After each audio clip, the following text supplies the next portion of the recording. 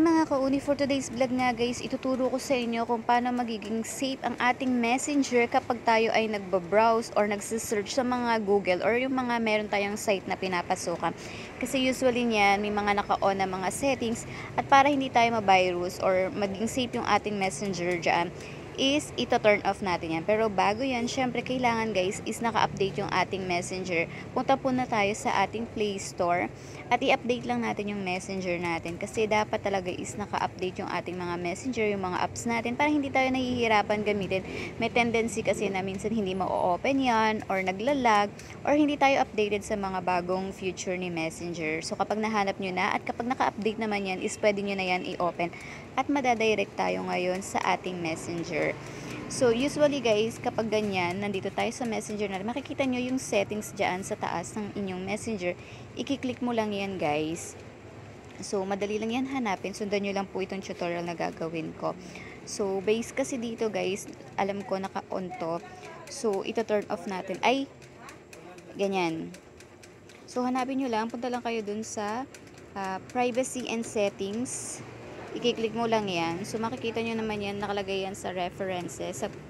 At yan, hanapin nyo guys yung safe website browsing. Yan ang i-off natin.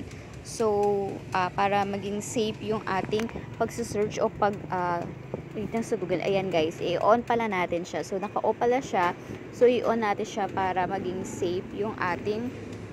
Kapag naka-turn on na yan, magkakaroon tayo ng mga notification na ating makiklik dito sa ating pagbabrowse. So, ibig sabihin bago pa kayo mapunta sa mga may virus, ayan, magiging safe yan kasi may notification kayong marireceive. Ayan, ibasahin nyo na lang yung nakalagay dyan. At kapag ganyan na, is okay na kayo at safe na tayong mag-browse ng mga pupuntahan nating site. Usually kasi pag nagkaroon ng mga virus sa ganyan yung cellphone natin is nagkakaroon na bigla-biglang ads kapag ikaw ay gumagamit ng mga apps. So bigla na lang nagkakaroon ng ads, may lumalabas sa mga Shopee. So usually yun is virus na napipindot natin at kailangan natin yun ibura. So pag gano'n na may virus yan, it's magkakaroon ng pagpo-format dyan sa ating cellphone at mabubura lahat dyan sa phone nyo kapag ganon. Pero madali lang naman yan solusyonan guys. At yung mga ganon is talaga naman tutorial naman para doon. So ganyan lang yung gagawin nyo para maging safe po ang ating pag-search or pag-browse sa mga website na pinupuntahan natin. So pag ganyan na guys, back na kayo and then magiging okay na rin yan. So kaya kapag ganyan yung nangyari sa inyo at baka hindi naka-turn on yung inyong mga safe browsing. So yun lang guys. Thank you for watching and please subscribe to my YouTube channel.